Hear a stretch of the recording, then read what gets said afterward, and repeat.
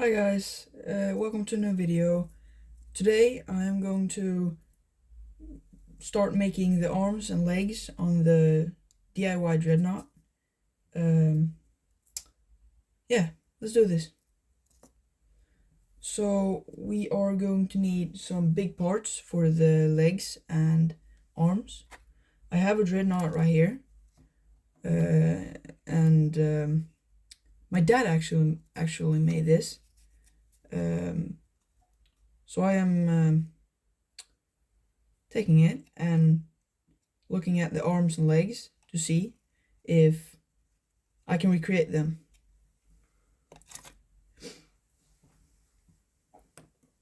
So I'm going to try to use some foam to actually make the legs and other stuff.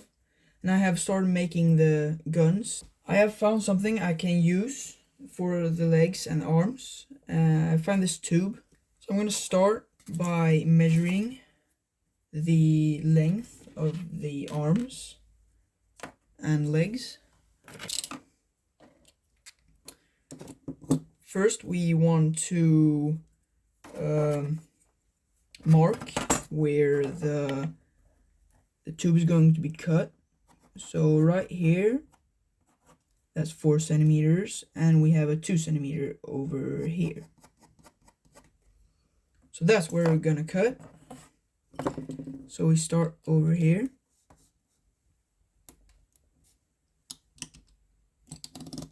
I never thought about using pipes or tubes to actually make the arms.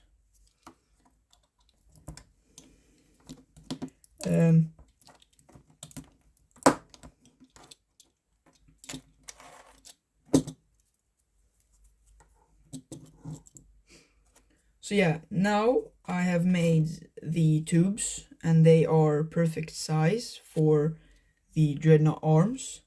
I need to cut this in middle as well, because the second part of the arm is actually more little than I thought, like smaller than I thought.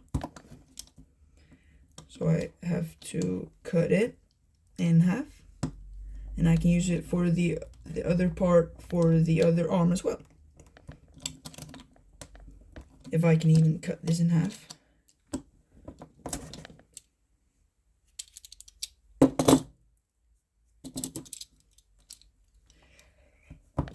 I've been working on Warhammer for quite a while. My first army was Necrons, but I didn't think they were so super fun to paint. They were fun to build, but not to paint. And then me and my dad has tried to sell my my Necron army, but it hasn't worked out that well. So yeah, but I started with Imperial Fists instead, and that's why I'm building a Dreadnought for the Imperial Fist. I love like the yellow armor, but my dad said it was like almost the hardest paint. Oh shit. So now it's time to make the moving parts of the arms. But first I'm going to think how I'm going to do that. My dad has a lot of Warhammer figures and miniatures. He has like 55 Dreadnoughts or something. I haven't counted them because I don't really want to, but he has a lot of them.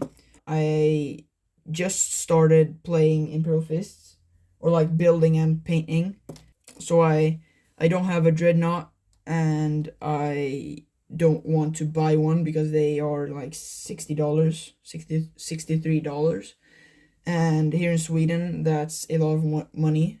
I think it's in USA or America as well, but yeah, why not build one yourself?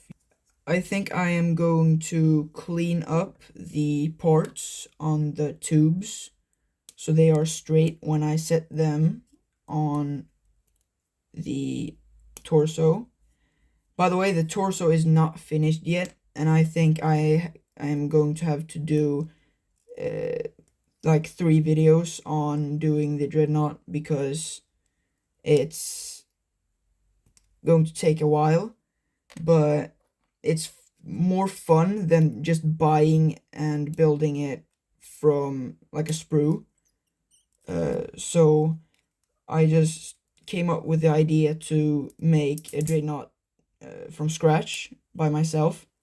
So I'm going to glue it now. I found a Lego piece in my collection that I maybe can use for the fingers, and I can just cut them off like this, and that's one finger.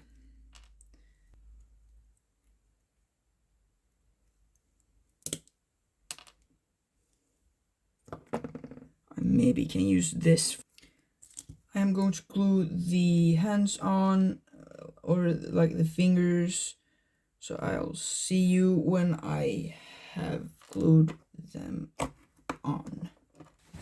I am finished gluing on the fingers to the handpiece, and it looks gorgeous. Just look at that, and look at the original hand as well. Look, you can't even see the difference. You can, but it looks a lot like that hand. I am back with my second Dreadnought hand, and I am very proud of how it turned out. And I will have to put on some armor on the Dreadnought's arms and the shoulder pad armor as well. And I don't know what I'm going to use this Lego part for, but I will probably find something that I can use it for. I think I'm going to make the connection from the torso to the like metal part, if you can see that. I am now finished with the bottom piece. I don't know if you think that looks good or not, but I do.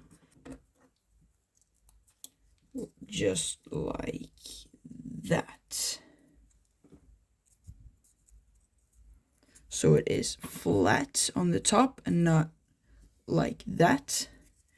I'm going to go and glue that on, and I'll be right back.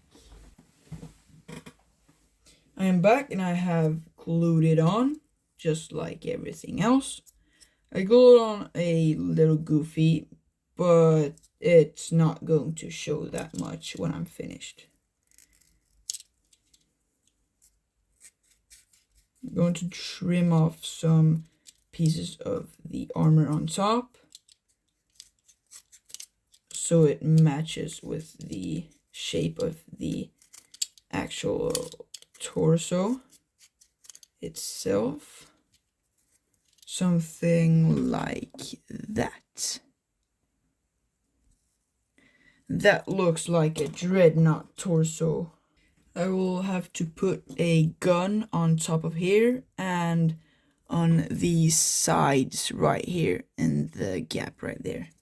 They are a little too far out, so I think I'm going to fix that by clipping off a piece right there, and still have the other part, and I will clip off right there.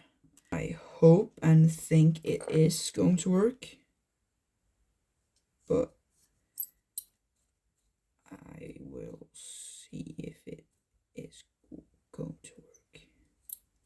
This video is not sponsored by anyone or anything, but I hope I will get sponsored someday, and by Warhammer, or some other game maybe that I will maybe start playing or something. Or some just random game that has weapons in it, like War Thunder. I actually play Warhammer Tacticus, and I really love playing Warhammer Tacticus, and I think you should start playing it as well. Not just because I think so. I think it's very, very fun, and I think you just should try. It exists on Android, iPhone, and PC as well, I think. I play it on my phone. I have an Android. I have a Samsung. And I play Warhammer 40k Tacticus on my phone. And I really enjoy it on my way to school and stuff like that. And you can get a lot of different characters, figures, and in like the start of the game you fight like almost just Necrons. And before I started playing Imperial Fist, I played Necrons, so it was kind of fun playing around and killing Necrons in Warhammer Tacticus, and I thought it was very cool and very fun. And I don't have any gift codes or anything like that to get free stuff, but if you search it up on like YouTube or like Safari or the internet, I think you can find some gift codes, because I don't have a gift code. The shoulder pads are cut out, but I will have to make 4 other parts for the shoulder pads, and I'm going to try to make those as fast as possible. But how does it look on the Dreadnought? I think it looks beautiful. So that is the almost finished torso of the Dreadnought.